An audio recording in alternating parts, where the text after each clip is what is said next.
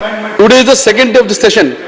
Full afternoon Rajya Sabha is running smoothly. Governance legislative business is on track because all of us in opposition are cooperating 100%. We can also hope that the government shows the same spirit of cooperation every morning, and always opposition voices are heard in the morning during 0 hour and question hours. My party, All India Trinamool Congress, strongly believes the bills must be scrutinized by parliamentary standing committees before they are passed. This is a good way to improve legislation and not rush through with them. Sir, this was one of the few bills which got scrutinized by a standing committee, and we welcome it, though the recommendations were not aptly taken. Sir, even though the opening speaker of the BJP who just spoke had highlighted very shortcomings of the bill, you can well imagine the quality of the drafting. Sir, Nobel laureate Kazuo Ishiguro, in his novel Never Let Me Go, portrays a scenario where a community of cloned humans exists only to serve the medical needs of more privileged class, providing organs and bodies for use. Arathi Prasad, eminent biologist and author of several non-fiction books on science, had observed in her book Like a Virgin, and I quote, "In the last few years, India has actually illustrated the extreme of what commercializing a woman's body for reproduction looks like.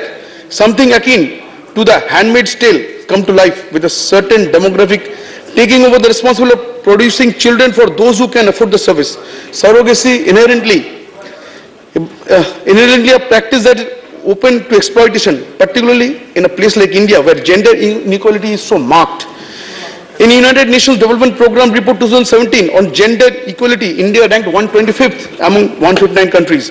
In 2016, sir, a study found that expenditure on major illness for women was 28% lesser than on men in India.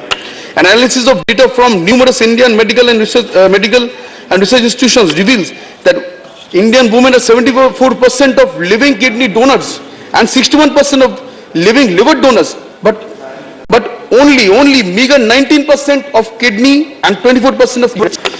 Each was a legitimate donation where the woman had given consent. Thus, we can easily say that in South Asian patriarchal society in general and in India in particular, women are often told to donate organs and not asked to do so. Now, if this is the situation in altruistic donation, that is related to livers and kidneys, then we can well imagine the plight of Indian women in case of commercial surrogacy, a system only women are biologically equipped for. Poor women folk in India could be pressurized to the brink of their existence by the family to bear a child of some rich couple who fancy such commercial surrogacy as going to a luxury store and asking for a service in lieu of a sum of money, maybe very little for them, but considerable amount for the poor surrogate and our family. Thus, we welcome this bill, as it will, with the provisions in it, serve as a good deterrent against repeat surrogates due to family pressure. Gynecologists are often of the opinion only women who do not have wombs or have cancer actually require surrogacy. But taking unethical advantage of situations, there are unethical practitioners and unscrupulous fertility clinics who make billions out of people's natural inability to conceive, advertising themselves by inviting media to their facility to exhibit the stay homes for surrogate mothers, which are essentially jails. They appear on paid slots of TV, these professionals and fertility clinic representatives. They appear on TV channels to advocate the cause of commercial surrogacy in a way as if bearing a child in a natural way is unfashionable. And we find even most eminent of Bollywood stars being carried away by it and falling into the traps. Many such clinics are rampantly present in the western part of India, where recent stories have come up in the media of rural women being exploited severely by certain unscrupulous persons, where rural women have been exploited by clinical and ethical medical practitioners who have paid a paltry sum to them but had charged few millions in each case. Sir, the Confederation of Indian Industries has valued the surrogacy industry to be at $2 billion US, most astonishingly that too in 2012, and it had boomed much more by the time we are in. This has been the result of processes of surrogacy being governed by mere set of guidelines of Indian Council of Medical Research since 2002, which permitted the use of women to bear a child at a price. Such lax regulations gave rise to the term rent a womb. Sir, this has unsettling implications despite its nearly ubiquitous use. The spirit of the new surrogacy bill seems implications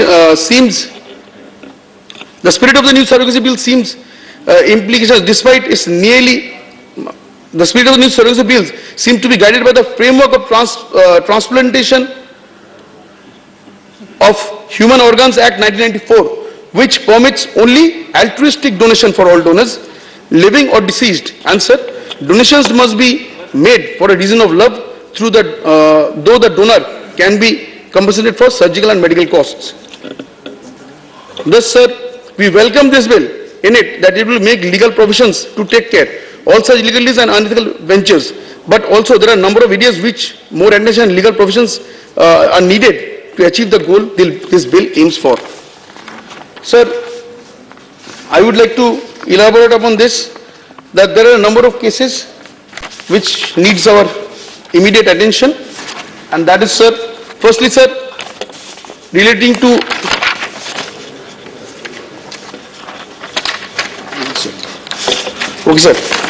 relating to the concerns to immediately check the rampant use of commercial surrogacy till at national and regional surrogacy boards are formed.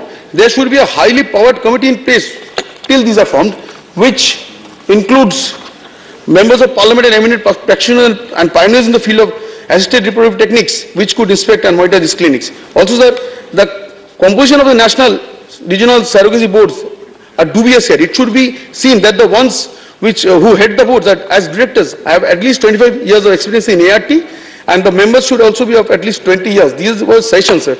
Also, sir, we can say, while we move into things, that there are many clauses which my colleagues have mentioned. I would like to mention a few. I wouldn't like to repeat them, but a few things. Sir, in case of abortion, in addition to complying to Medical Termination of Pregnancy Act 1971, the approval of appropriate authority and surrogate mother is required. There is no time limit to grant such an approval, but this time is crucial in medical emergencies and in pregnancies, and this could prove fatal for the surrogate mother. So this needs to be taken care of. So it is discriminatory in nature, as it limits the option of the surrogacy to legally married Indian couples. The standing committee that had been headed by one of our honorable colleagues in this house, August House, Dr. Ram Gopal Yadav ji, they had recommended and that this overlooks the section of society wanting a surrogate child. So it had recommended that the eligibility be widened to include live-in couples, divorced women, widows, further to NRIs, persons of Indian origin and overseas citizens of and Indian card holders. This, sir, because if NRIs are going to take this opportunity, that will be very costly for them. Also, sir, there is a case of initiate the surrogacy procedure. All interested parties are needed to take a certificate, eligibility certificate.